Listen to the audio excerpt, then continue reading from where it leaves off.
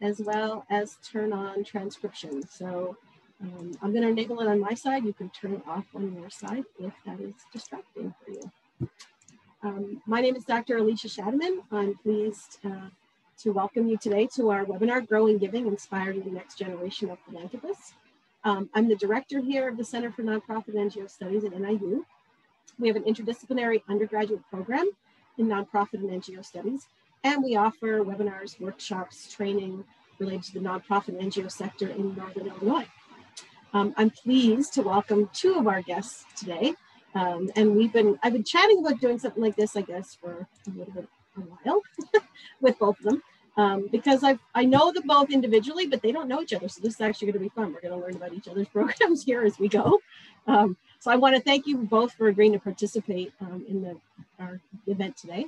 And what I thought we would kick off was kind of introductions first. So if you want to tell us a little bit about yourself and your organization. Marion, if you want to kick us off. Sure. Thank you so much for having me, Alicia. My name is Marion Ruth, and I'm the founder and executive director for Inside Out Club DuPage. We are a nonprofit based out of Naperville, Illinois, and our mission is to empower kids to live each day with good character. And how we define good character is that we are helping kids practice and build skills around acceptance, curiosity, collaboration, kindness, gratitude, empathy, perseverance, and self-awareness. So all the wonderful skill sets that we know are so needed in kids. And what makes us unique is that we teach them these by giving them opportunities to build them by volunteering and getting involved in the community. So that's like the inside and the out for the Inside Out Club. We have two core programs. We have an after-school program. It's a 5-week series for elementary age students. And then we also offer 18 to 20 standalone events a year. These are 1-hour programs that take place on the weekends. Those programs actually dip down to preschool because we have preschool through elementary age children and their families will come to those events, again, to build this character by getting involved in the community. So that's just a little bit about our programming. We do a lot of other collaborations with school groups like PTAs or home and schools. We partner with summer camps. We have some free resources on our website. So there's a lot of ways that families, educators, grandparents can learn more on how they can help empower young kids to build character through the community. So that's just a little bit about us. Did you mention how long you've been doing this, Marion? So the organization started in 2012, so it's been around 10 years, but we had a bit of an evolution. So our kids programming started 8 years ago. So we've been doing that for 8 years and reached thousands of kids, and it's been a wonderful, wonderful 8 years. Awesome. So Noah, do you want to tell us a little bit about yourself and the program that you run? Sure. Thanks for having me. My name is Noah Nordbrock. I'm the Donor Services and Marketing Director and the YEP Staff Advisor for the DeKalb County Community Foundation. We're located here in Sycamore, so we serve all of DeKalb County. So one thing unique about us is we have a program for high school youth. It's strictly for students in DeKalb County. They either have to attend a high school in the county or live here in the county. So we call it Youth Engaged in Philanthropy. We call it YEP because if we called it the other name, probably students wouldn't come. So we shortened it because it sounds cool. So we meet monthly, and our goal with YEP is to teach them all about philanthropy. So we define philanthropy as giving of your time, your talent, and your treasure. We want to build leadership skills, communication, social, analytical skills. We teach our members all about, we sort of start them off with like, what is a community foundation? What is philanthropy? We want them to just gain a better understanding of that. And then from there, we want them to learn about nonprofits. So why are nonprofits important? What are the different nonprofits in our community? And then we want to teach them about volunteering. So we give them ample opportunities to volunteer in their community. And we lead all of those. And usually we partner with another organization to make those possible. And then grant making. So we have a fund that generates about $12,000 to $13,000 a year in grants.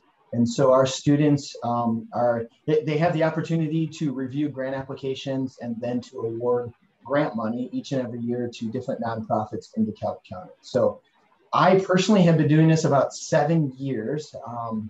So that's been great for me. The organization has been around since 2008, as far as YEP has. And the foundation began in 1993. So it's a long-standing organization, but the youth part of it is it's still kind of new. Yeah. Is it common for community foundations to run these programs? No, I mean, I know they exist in other places, but I don't know how common they are. There are a few. That's one of the things that I'd love to see more of, more and more community foundations doing it. I think it's fantastic to get our students involved in just what philanthropy is and just teach them about how to be good citizens and go back out into the community and do some really good stuff there.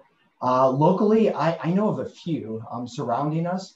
And we try to coordinate and connect once in a while with some of them, but there's not a lot. Michigan is a state that has a lot of youth philanthropy programs for high school students and middle school too.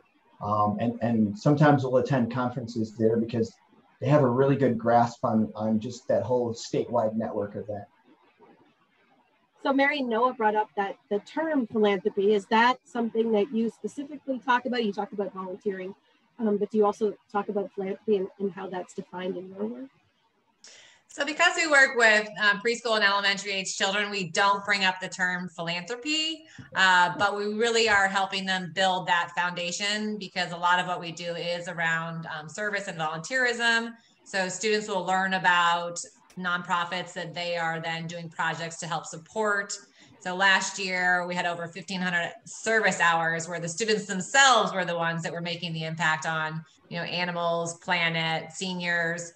So really it's around that community service piece and then really helping instill in them this idea of being socially responsible. So when we're working a lot with younger kids, we talk a lot about how we can, help others meet their basic needs of food or shelter or water, and that we all have a role to play in that. So we don't use the term philanthropy, but we're really focused on that foundation of what it means to be philanthropic. No, and that makes total sense. When both of you had mentioned volunteering, so how do you coordinate that volunteering piece? Because you're a lot of partnerships. I mean, Mary, you mentioned a whole bunch. That volunteering piece, when you talk about children in particular, when I was an executive director, it's a challenge to have volunteer opportunities for students under 18 for lots of different reasons. But I don't know if you have any thoughts on that volunteer piece. Is that easy to coordinate, more challenging with younger children? I guess Mary, you can go on. Yeah, definitely for younger children, it's tricky because a lot of nonprofits, just for whichever reasons, youth can't always be there to be the direct, volunteer. So you had to get very creative over the years to figure out alternative ways to accomplish the same things. So a good example would be, we have a lesson around hunger in our community, and here we're helping the kids learn about loaves and fishes. Well, it's paired with, a book. And then the kids are actually creating birthday bags, but that's all done off-site. Mm-hmm. And then the families will go together to deliver the bags. So we have to get really creative in that. A lot of the learning and education takes place at a community location, or if it's after school, the same thing. And then as an organization, we're helping facilitate the actual direct, delivery of whatever the item was the students are making. And then we try to follow and close that loop with photos and or a video that then goes back out to all the families so they can see, especially for the after school program where they're not, there's no transportation. So we are in charge of making all those deliveries, and then we circle back around to show them, here is the impact you had. So hopefully the students see it that way. But definitely with young kids, we've had to get very creative in the projects that we do. We've worked with, close to 50 nonprofit organizations that are posted on our website. So it definitely can be done. And a lot of it just comes with building the relationship with the nonprofits in order to understand what kinds of things could kids do, even if it is offsite, and then working on it from that kind of angle. So does that get a little bit easier, Noah, as you're getting them in high school, or are there challenges there too to get these volunteer opportunities? It's probably easier. Maybe one of the I think we run into a few challenges. One of them is transportation. So Marion touched on that too. And it doesn't really change when they become high school students. Just because they're older and technically they could drive doesn't mean they do.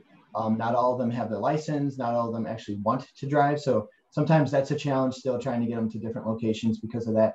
But what we do is we sort of have a few that we go to each and every year, different organizations that already put on events. So for an example, the YMCA, Kishwaukee YMCA does a Halloween bash. So that's a great event. It's youth focused. So most of our events for volunteering, we try to make sure it's our students impacting youth. So if it's a youth focus, if there's some sort of a youth benefit, that's something we would like to volunteer at, we'll do that. So for example, the YMCA one, we're going to have 20 volunteers there. I always make sure we have at least, it's always me, I'm always on site with our students to make sure just there for their care and their safety. And then also there are a lot of teachable moments with high school students. So I want to make sure we're taking full advantage of those and helping, just develop them and encourage them to continue volunteering.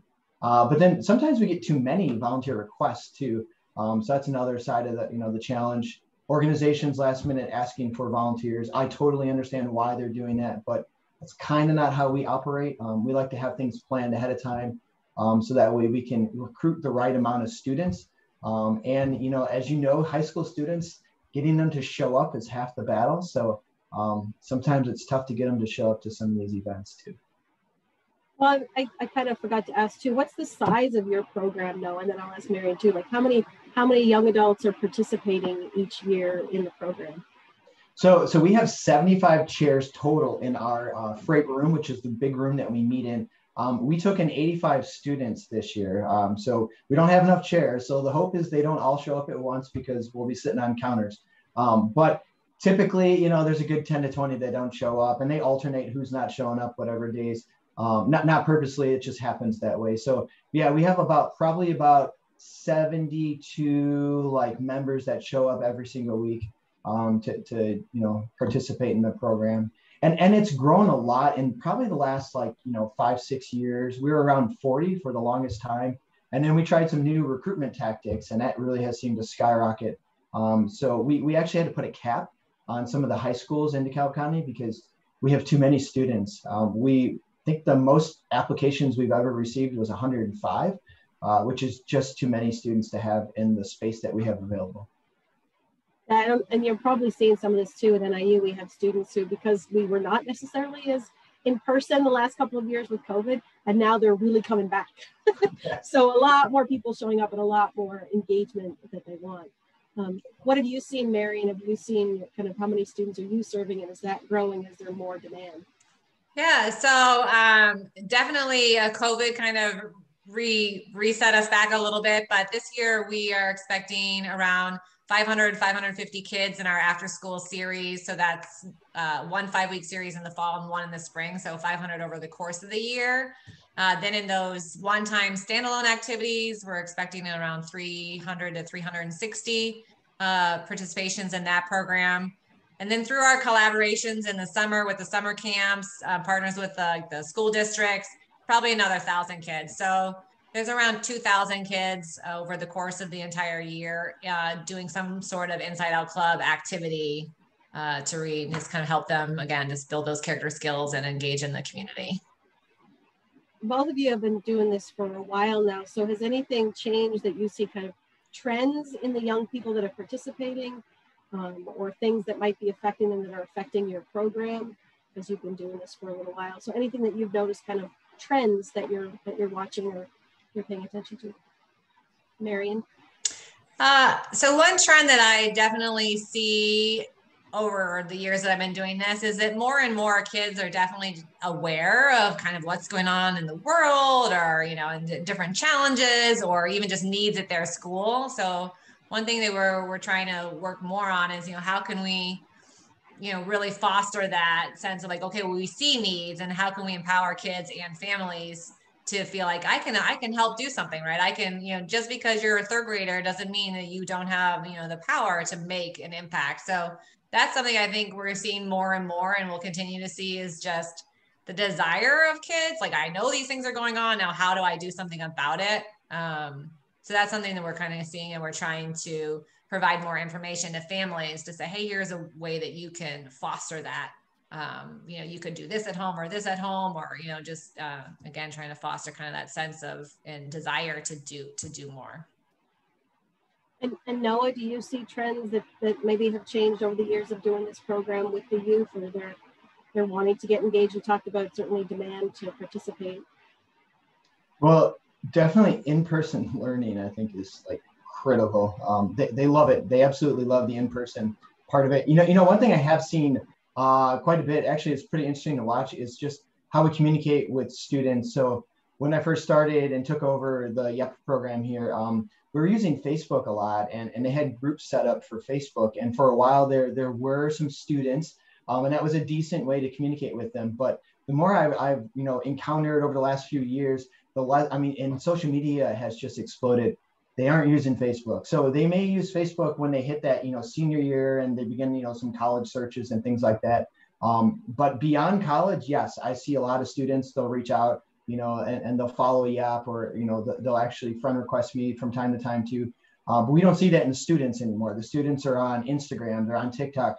For YEP, we communicate through TikTok, which is a great way to reach our members. So we do a lot of that, just a lot of promoting of things on TikTok or on Instagram. But for communication as a whole, again, we used to do a lot of email, and this year we just signed on with a new texting service. So I think my email communication is really great because of the amount of content that's in there, but they don't know it's there unless we tell them it's there. So what we've been doing is we're using the texting service as meeting reminders, but then also to say, hey, there's an email with important info, check it out before you come. And then that way, at least they're reading it. So we've actually seen so we have an e-newsletter that we send out monthly, and we saw a drop over the last few years. And for a while there, it was around 80% open rate, which is fantastic. But then it dropped to about 50 for the last 3 years. And just this year, again, it's back up near 80 again. So I really think just changing up a little bit of how we communicate with our students, and just being open to that idea too, and asking them, what's the best way to communicate with you, has been just a great eye-opener for us. I hope Britta put that in the chat too, about communication channels to reach your youth. So that was perfect, Noah. You segued kind of right into that. Marion, same kind of question. What are the communication methods that you're using to reach? And you have younger children, so my guess is it's going to families. Yeah, so definitely we're communicating with the parents. So Facebook for us is still a really good avenue, just because so many parents are on Facebook. We did move to, 2 years ago, sending text message reminders, especially because we used to have our program once a month for 4 months. Now it's once a week for 5 weeks. So I think it's a lot easier for parents to be like, okay, I know that it's weekly, but definitely the text message reminders work really well. Hey, don't forget, Inside Out Club, is coming up. Make sure you remind your, child that they're going to go there. So definitely that's a good way to reach the parents, is the text messaging. And we do the same thing. We ask, hey, can we send the text from, to respect, like, what are their choices and how they prefer. But definitely those two places is where we reach the most parents. We are also on Instagram. And then as far as kind of the flip side and building support for the program, we also try to do more on LinkedIn. So, but that's really directed more at getting support, like corporate support, or people to know more about what we're doing, less around signing up your child. Right. When both of you think about kind of the success of your program, when you think about, when you report to your donors and to people that support your programs, what are things that you talk about when you talk about program success? And I guess we'll go back to you, Noah. Sure. So one thing we implemented about 3 years ago, and that was to begin sort of like an outcome survey. So at the beginning of the year, we in our October meeting, they all get like an agenda, and on that agenda is a little QR code, and it's for a survey. So we have a survey built for our first and second year members, and a survey for our third and fourth year members. So we ask them the same questions at the beginning of the year that we ask them at the end of the year, just to try to gauge their knowledge. Of course, the questions are a little bit different depending on how many years you've been in YEP. But some of the great results we've seen is, that first, second year, we ask them a question about, how familiar are they with nonprofits or grant making. And it's really cool to see as they hit a third and fourth year member, they're all checking the familiar and very familiar, which is kind of where we want them to go with this. And then we ask them questions too about, will they continue with philanthropy in the future? Do they see themselves working, maybe at a nonprofit, or at least understanding the value of, you know, just giving of their time and their talent in the community. And it's cool just to see the shift in their responses as they get a little bit further into the program. They're understanding it. You know, sometimes you stand up there and you're not sure, are they really getting this stuff? And they are, which is awesome. So I love it. Love it. And Marion, what does evaluation or kind of outcome success look like for your? Yeah. So one of our primary ways that we kind of look at that success and measure impact is we have each one of our students in our 5-week series fill out a self-reflection sheet at the end of the 5 weeks. And that, again, since we're dealing with elementary, it's kind of a two-pronged. Half of it is whether or not they're actually able to identify and like the traits and the actual words and phrases and things that we're talking about and learning. So we have them circle those words, and then we throw in some decoy words so we can really see, are they actually like knowing them, or are they just circling whatever? And then we have them draw a picture of what they've learned and write sentences if they're older. So those have been really great because, again, we're really trying to look at, you know, how are we empowering them to live each day with good character? So we're able to see over time, you know, growth in, you know, identifying and relating to the different, you know, terms, or that character literacy. And then the pictures are always, you know, picture tells a million stories or words, but we get some great images just reflecting what they're learning. You know, it'll be drawings of somebody helping somebody else, or sometimes they'll draw pictures of the projects or the things that they've done. Oftentimes they're drawing things that they did 4 or 5 weeks earlier, which is really great just to see that that's like they're retaining it. So those are really one way that we kind of look at that impact. Alongside that, we do a survey to the parents to see where do they see growth in their child over the 5 weeks. So it's really great to kind of line those up together and see like, hey, you know, the parents are noticing this, we're seeing this from the kids. So we do a lot of that to really just get more at the foundational piece around the character skills and the social emotional learning. And then we track, obviously, the impact the students are then having out into the community. So we really look again at, you know, just, you know, how many others were positively impacted by their actions. And so that's another key way that we look at, you know, are we being successful out with our mission and what we're trying to do? You know, you bring up a good thought, Marion, is you're probably having impact on families beyond the direct participants. And I don't know if you guys can think of any times that has been really clear for you, but I'm guessing that these lessons and these experiences are also going home. Yeah, absolutely. For us, I mean, every lesson, there's a take-home sheet that goes home to inspire the families to do more. And we will ask on the parent survey, you know, has your child's participation incentivized you as a family to volunteer? And we definitely have a high percentage that say, yes, you know, we feel more likely we should volunteer, or we actually have volunteered as a family.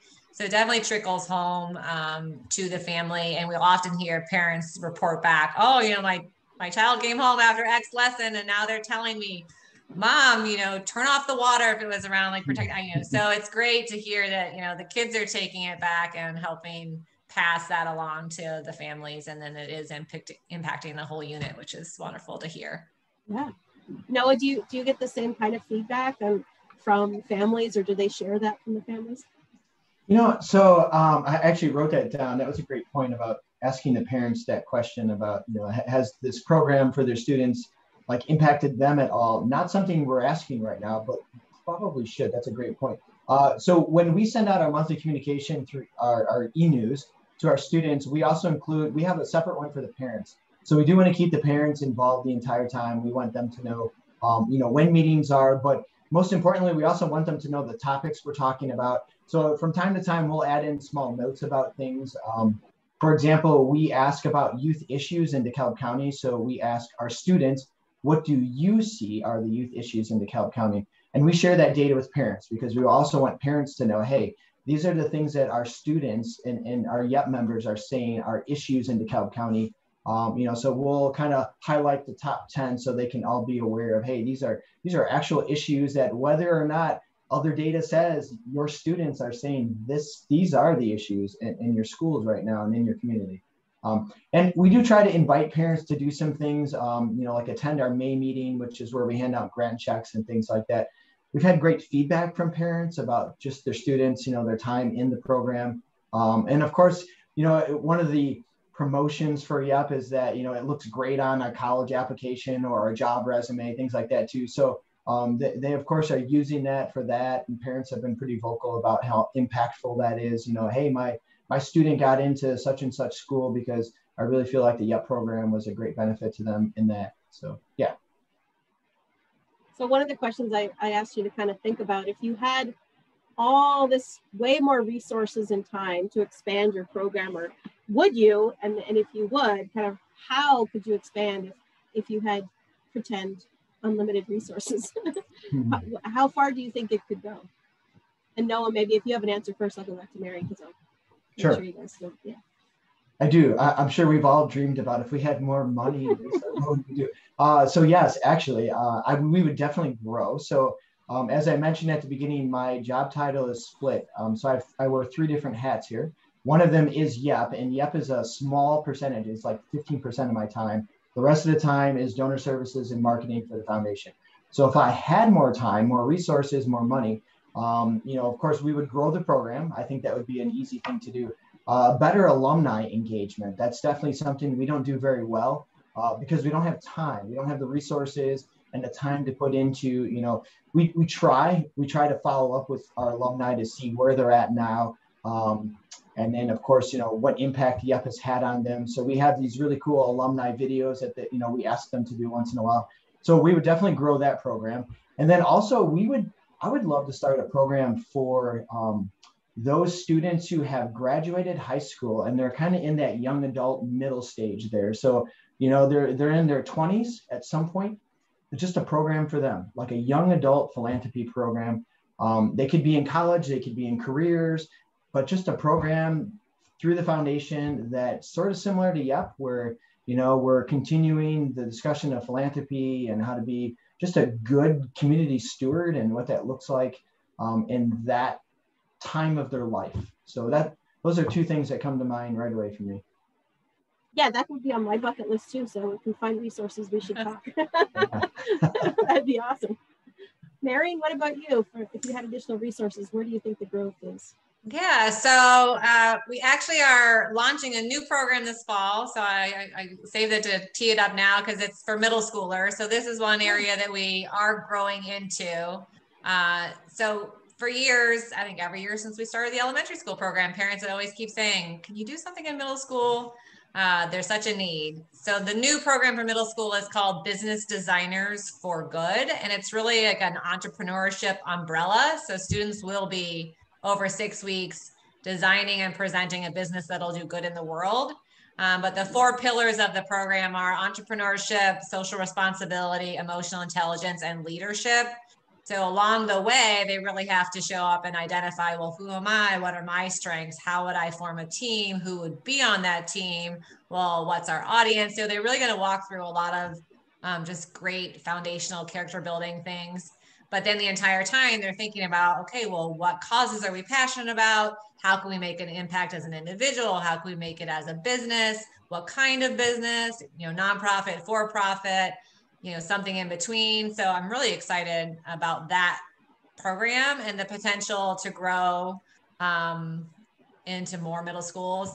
That program will definitely be easier to grow because it's less supply intensive. For our elementary school programs, it's very supply intensive. And then also, you know, you're building all of those relationships with the nonprofits and coordinating, you know, deliveries. So if we had unlimited money, we would definitely grow nationwide, maybe through like I don't know if it would be like a franchise model or a hub model, but, you know, looking at community by community, how can we launch Inside Out Club and really have these 2 components. And similar to Noah, like I would love to do more with alumni.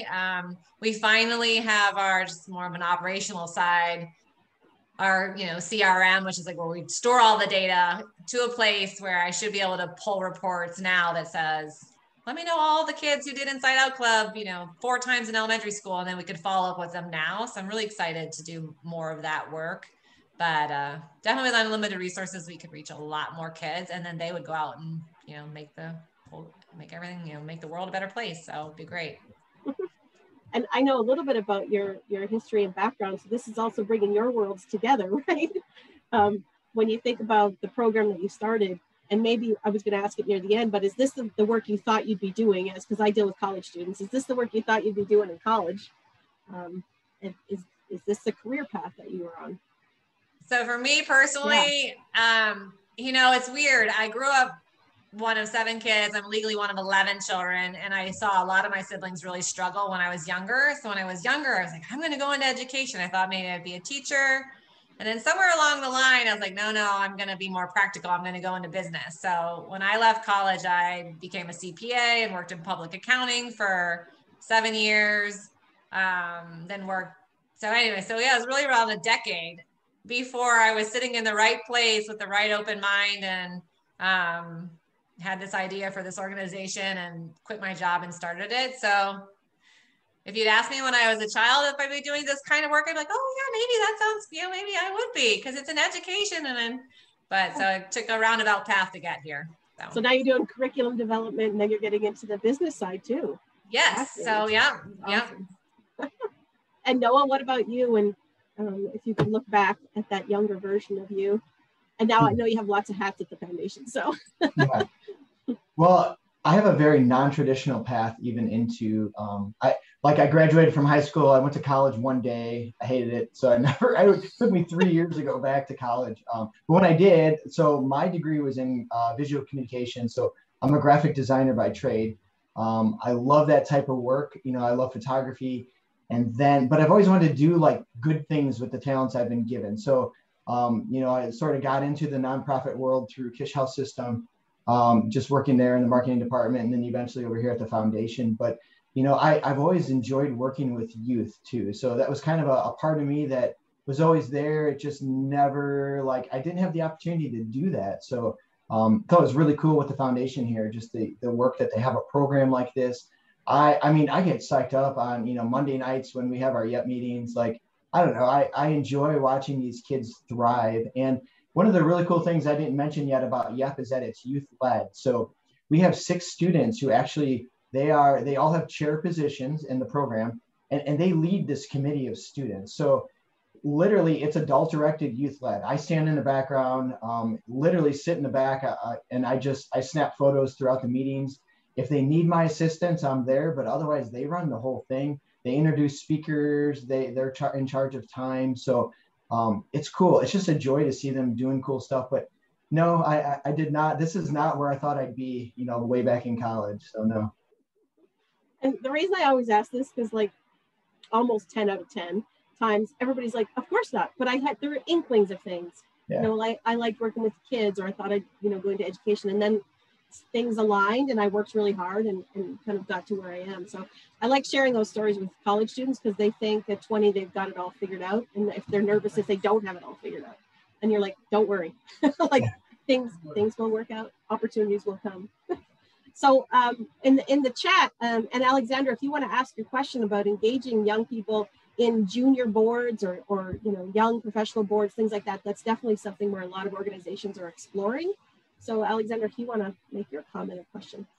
Yeah, thank you very much for having us today. And also thank you, Noah and Marion, for the great presentation, and Alicia for organizing this. Yeah, FLAP is looking to put together a young board here at the organization, and we are opening an office that is going to be based in DeKalb County, and we are working on that. So I'm just asking if you may have some suggestions where we can find the students who will be interested, and young boards who would like to join the board. Thank you. Yeah, no, do you get into that with FLAP about serving on nonprofit boards or junior boards, things like that? We don't touch a lot on serving on boards. Again, probably a good topic though, something maybe we could look into integrating somehow into it. You know, a great resource though, of course, would be like school counselors, so guidance counselors. But I think any of these youth programs, any of these ideas for something you want youth to help with, as long as you frame it with like, this is a unique leadership opportunity, or it's straight up just a leadership opportunity, and let them know that they, you know, have a voice. We have learned that, you know, you give the students voices and actually listen to them, and they love it, and they will excel in the program. They're excited to be a part of it. And a lot of them are looking for leadership opportunities. So just trying to reach out, and say, hey, this is a unique opportunity. It does look good on, applications and resumes and things later in life too. But, more importantly, it gives them the chance to maybe help an organization or to do something good. But I'd say frame it as leadership, because that's what it is. There's a lot of students looking for that. Here at NIU, we have a class on board leadership, nonprofit board leadership. So often we partner with nonprofit organizations, divide up the class, and they serve kind of as a board for the semester. So that's something too, Alexander and others, if that's something that you want to do for a semester, we typically do that. I'm trying to remember if it's fall or spring. Stephanie's here. Stephanie, is the board's class fall or spring? It's in the fall. Okay, so that means we're doing it right now. So next fall, we'll solicit, we usually solicit 3 or 4 different organizations for that class. So that's something to keep in mind too. So Alicia, if I could add one more thing, National Honor Society. So a lot of the high schools have that. So Alexander, to your question about, just some nonprofit board, just junior board members, that might be a great spot, because those are those students that are looking for those types of opportunities. And part of the requirement too is they have to fulfill so many volunteer hours and things like that. So that would be a great, just a place to maybe recruit some board members, junior board members from.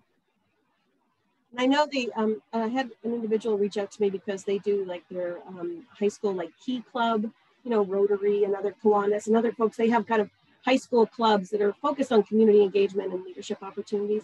So finding the faculty advisor or someone who's engaged with that's another place to recruit those service club at the high school level too. And college level. I mean, if you want college level students to serve in those boards as well. Britta had a question about CRMs. So you had mentioned it, Marion. Do you want to tell us what you use? And then Noah, if you want to let us know what you use.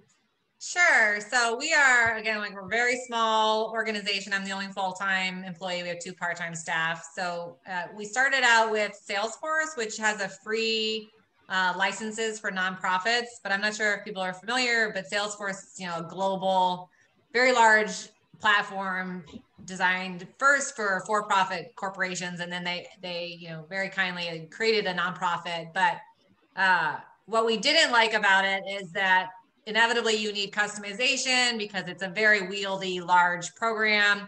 And so then that costs money, but then it's unpredictable, right? Because then if you hire the consultant and they do X, Y, Z, and then now you need something else. So long story short, we decided to change and we moved to Virtuous. We looked at a bunch, Neo, Bloomerang. We decided to go with Virtuous. It's a the cost is fixed for the year. You have unlimited help and support. And it was designed actually primarily by people who left Salesforce in their nonprofit one.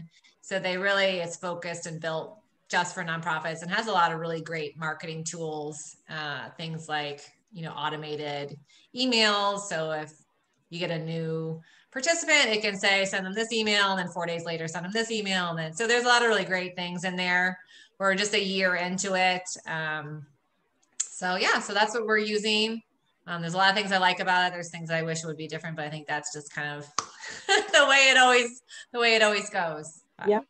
Yeah. And Noah, what does the community foundation use? Is it specific to community foundations, or do you have something used for YEP?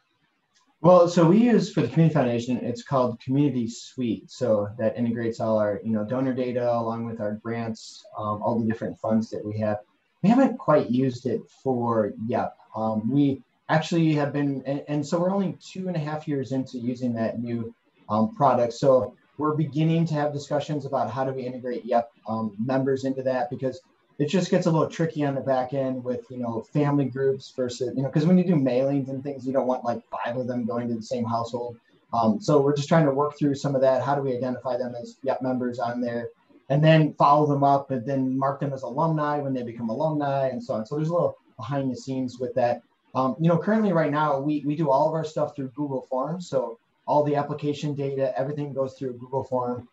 Then we import it into Excel, and I have these really detailed Excel sheets. That's how we track membership, volunteer activities, and all sorts of other data about our YEP members. All of that's in Excel. So we just try to be really detailed about keeping those up to date. We use Constant Contact for all our e-news. So every year I go in and add new tags and build new lists. So that way we make sure people phase out into alumni content versus regular member content and so on. So that's our plan right now, but it's in process. Marion, do you use anything specific for your email communications, like Noah mentioned, constant contact? Yeah, we're also on constant contact. Okay. We may move that into Virtuous. They do have a similar email platform, and then again, just would streamline it because we would have the names all in one place versus having to go to upload to multiple. But we also use constant contact, and then we use Gravity Forms through WordPress to do a lot of our, sign up registration forms, things like that. So. One of the things having high school kids is that they often have to do service hours. And when they submit all these service hours, it goes to the organization's platform. But then inevitably, when they're doing a college application or something else, they're like, well, wait, how many hours did I do last year? I'm like, well, I don't know. You sent your hours off to your school. I don't know how many you did. There is a platform, and maybe some of you have heard of. I'm going to put it in the chat. It's called Altruise. It's a for-profit company, and a woman started. I've talked to her a bunch of times. What's interesting about this is that the students track their own volunteer hours. So they work with nonprofits and schools and all of those folks to track volunteer hours, but the students then own their data. They can keep track of their own. So I don't get those late night questions like, how many hours did I do last year, Mom? I'm like, I have no idea. You set them off to their platforms. How come you don't know this? But it is something, if anybody has seen it or heard about it, you could take a look at it, see if that's anything of interest, because it kind of puts the empowerment on the student side. When they're going to do that application or whatever, they can see all the hours they've done since middle school or whenever else since they started using it. So just another kind of thought out there. Any questions from our audience that we have not answered that you'd like more information about? You can unmute or you can type something into the chat. It's so great to see so many different organizations on here, very keenly interested in how do I get youth engaged in what we're doing. So I hope you got some good ideas today from Marion and Noah.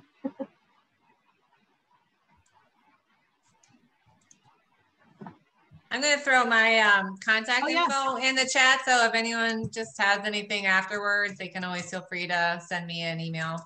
Oh, and if you want to put in your website links to your programs, that would be awesome too. And throw those in. There we go. Perfect. So Britta, do you want to ask your question out loud if you're able to, or do you want me to try to explain? Either way. I can, sure. Okay, awesome. I'm just wondering, what do you see kind of as maybe from some of your younger volunteers? What do you see as the up and coming? Are they really in tune with the environment, or what areas, nonprofit areas, are they most interested in, do you think, from your viewpoint? Thank you.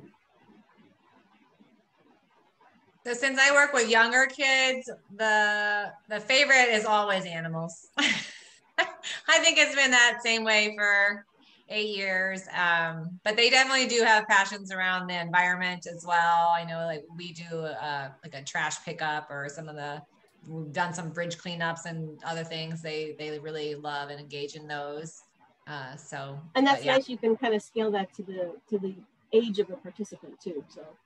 Yes, no, definitely. So, but for sure, I feel like helping animals is just because of the age of the kids. That's one of the ones that they're always really passionate about. But they definitely, I think too, anything that connects with things they're seeing at school, they also get really, excited or passionate. So some of our lessons around acceptance or inclusion, or, we're doing one this fall, it's around celebrating different physical abilities. And they're learning about a nonprofit that helps kids with different abilities, but they're in school every day with kids with different abilities. So they can really connect with that lesson. So I think that's the other thing they really get excited about, are the things that they're just experiencing during the day themselves.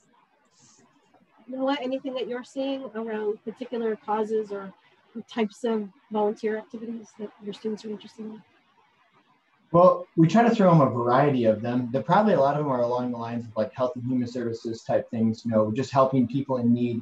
We do a lot of volunteering at, like Feed My Starving Children is one that we do. That's an easy one to do. That one's a lot of fun too. But then also like local food pantries, Northern Illinois Food Bank, they have a mobile food pantry. We try to participate in a couple of those per year too.